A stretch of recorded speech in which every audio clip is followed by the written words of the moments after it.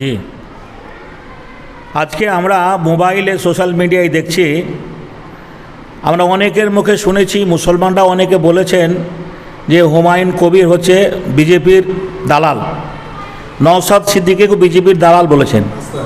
কিন্তু আজকে আমরা সোশ্যাল মিডিয়ায় যা দেখতে পাচ্ছি তাতে নওশাদ সিদ্দিকীও আমরা বিজেপির দালাল নয়, আর হুমায়ুন কবিরও বিজেপির দালাল নয়। বলবেন কেন? মমতা হেরেছে ঠিকই, কিন্তু মমতার 36টা এমএলএ আছে যারা নির্বাচিত হয়ে শপথ গ্রহণ করলেন, আপনারা দেখলেন সোশ্যাল মিডিয়ায়। তো তারা কি বোবা না তারা কালা? তাদের কারো একজনের কথা বলতে দেখলাম না কুরবানির ব্যাপারে, মসজিদের মাইকের ব্যাপারে, যে এই যে বিভিন্ন জায়গায় আজানের ব্যাপারে।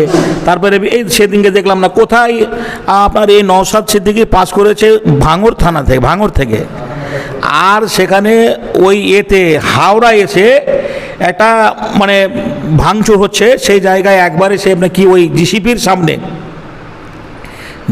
সামনে দাঁড়িয়ে গেল। প্রতিবাদী লোক আছে তো দুটো লোক রয়েছে, এটা আমাদের চোখে বলছি।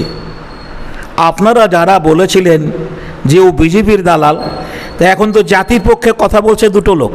হুমায়ুন কবির বলেছে, আপনারা সোশ্যাল মিডিয়ায় দেখতে পাচ্ছেন, যে কুরবানির ব্যাপারে কেউ যদি আঙুল তুলে তাহলে আগামী দিনে আমরা তাদের জন্য বৃহত্তম আন্দোলন করব।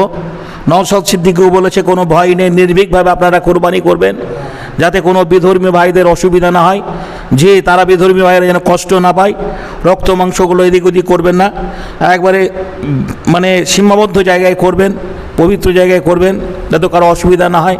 তাতেও যদি কেউ কিছু করে আমরা আছি, এই সাহসটা জুগিয়েছেন। অথচ টিএমসির দলের যারা বিধায়ক, 36টা বিধায়ক, কি বলছেন আমরা যারা 87টা বিধায়ক যারা গেছে আপনার, আর যাদেরকে বিরোধী দলের মানে করেছেন, ওই বিরোধী দলের এর আগে শুভেন্দু অধিকারী বিরোধী দলের নেতা ছিলেন, কিন্তু টিএমসির বিরোধী দলের নেতা, নামটা ভুলে গেলাম, ও কালা না বোবা, তো কালা না বোবা আল্লাহ ভালো জানে।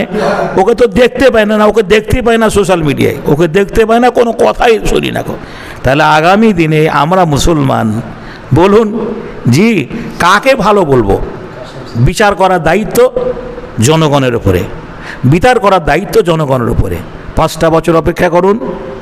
যারা আমাদেরকে কোণঠাসা করতে চেয়েছে, যারা আমাদের ধর্মের উপর আঙুল তুলেছে, যারা আমাদের মাদ্রাসার বিরুদ্ধে আঙুল তুলেছে, যারা মাইকে আজান দেওয়া যাবে না বলেছে, যারা কুরবানি দিতে গেলে বিভিন্ন রকমের জায়গায় হেনস্থ হচ্ছে, তারা 5টা বছর অপেক্ষা করুন, সব ঠিক হয়ে যাবে, সব ঠিক হয়ে যাবে। কেউ চিরদিন থাকে না ভাই।